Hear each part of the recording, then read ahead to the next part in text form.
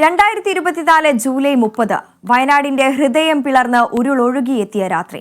മുണ്ടക്കയും ചൂരൽമലയും പുഞ്ചിരിമട്ടവും മേപ്പാടിയും വിറങ്ങലിച്ചു നിന്ന പുലർച്ചെ പിറന്നത് ഭയാനകമായ ദൃശ്യങ്ങളിലേക്കായിരുന്നു. കേരളം കണ്ട ഏറ്റവും വലിയ പ്രകൃതി ദുരന്തങ്ങളിലൊന്നായിരുന്നു മുണ്ടക്കൈ ചൂരൽമലയിലെ ഉരുൾപൊട്ടൽ. വയനാടിനെ അക്ഷരാർത്ഥത്തിൽ മുറിവേൽപ്പിച്ച ദുരന്തത്തിന് ഇന്നൊരാണ്ട്.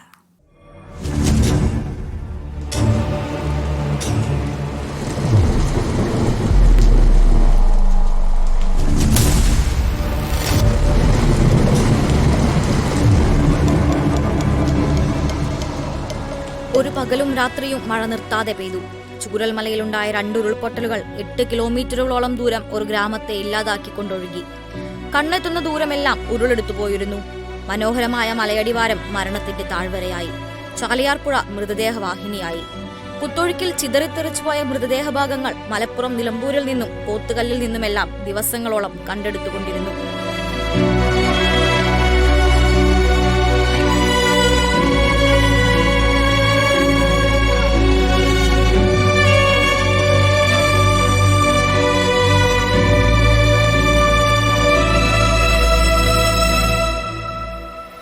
ദുരന്തമുഖങ്ങളിൽ മലയാളി പുലർത്തിപ്പോന്നിട്ടുള്ള കൂട്ടായ്മയും ഐക്യവും വയനാട്ടിലും കണ്ടു. രക്ഷാപ്രവർത്തകർ പ്രകൃതിയെ വെല്ലുവിളിച്ച് വീണ്ടും ഒഴുകിയെത്താനുള്ള ഉരുളിനെപ്പോലും കണക്കാക്കാതെ അക്ഷീണം പ്രയത്നിച്ചു.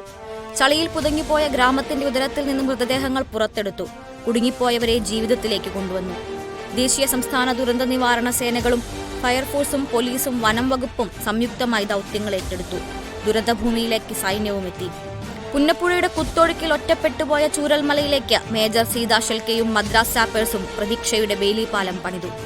ചൂരൽമലയിലെ പള്ളിയിലും മദ്രസയിലും പോളിടെക്നിക്കിലും താൽക്കാലിക ആശുപത്രികൾ തുറന്നു. സ്കൂളുകളും കമ്മ്യൂണിറ്റി ഹാളുകളും രക്ഷപ്പെട്ടവർക്കുള്ള ക്യാമ്പുകളായി.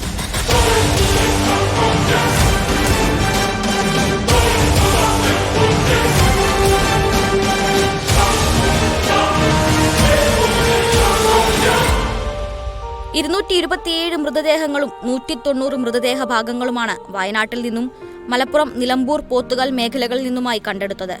DNA പരിശോധനയ്ക്ക് ശേഷം സർക്കാരിന്റെ കണക്കനുസരിച്ച് 231 പേരുടെ ജീവനാണ് ഉരുൾപൊട്ടലിൽ പൊലിഞ്ഞത്. 62 കുടുംബങ്ങൾ ഒരാൾ പോലും ബാക്കിയാവാതെ പൂർണ്ണമായും ഇല്ലാതായി. 183 വീടുകൾ ഒരു രാത്രി കൊണ്ട് അപ്രത്യക്ഷമായി. 145 വീടുകൾ പൂർണ്ണമായും 170 വീടുകൾ ഭാഗികമായും തകർന്നു. 638 വീടുകളെ ദുരിതം നേരിട്ട് ബാധിച്ചുവെന്നാണ് ഭരണകൂടത്തിന്റെ കണക്ക്. കേരളം ഇന്നേ വരെ കണ്ടിട്ടില്ലാത്ത കൂട്ടസംസ്കാരത്തിനും വയനാട് സാക്ഷ്യം വഹിച്ചു. സർവമത പ്രാർത്ഥനാ മുഖരിതമായ അന്തരീക്ഷത്തിനു കീഴെ കൂട്ടക്കൊഴിമാടങ്ങൾ ഒരിക്കലും മായാത്ത ചിത്രമായി മലയാളി മനസ്സിൽ അവശേഷിച്ചു.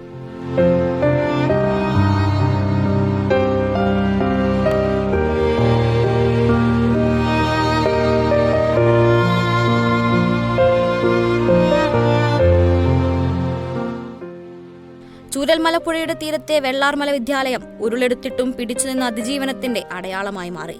സ്കൂൾ കെട്ടിടം ചെളിയിൽ പുതഞ്ഞുപോയപ്പോഴും ദിവസങ്ങൾ കൊണ്ട് വീണ്ടും അധ്യയനം ആരംഭിച്ച് കുരുന്നുകൾ വയനാടിന്റെ തിരിച്ചുവരവിന് വഴികാട്ടി.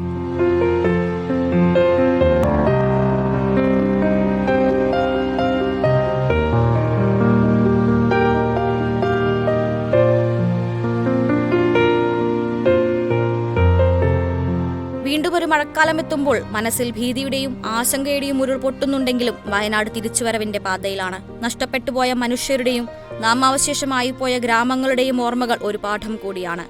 ദുരന്തങ്ങളെ എങ്ങനെ അതിജീവിക്കണമെന്നും പ്രതിരോധിക്കണമെന്നുമുള്ള പാഠം. Athulya Ramachandran, news desk, Kerala vision news.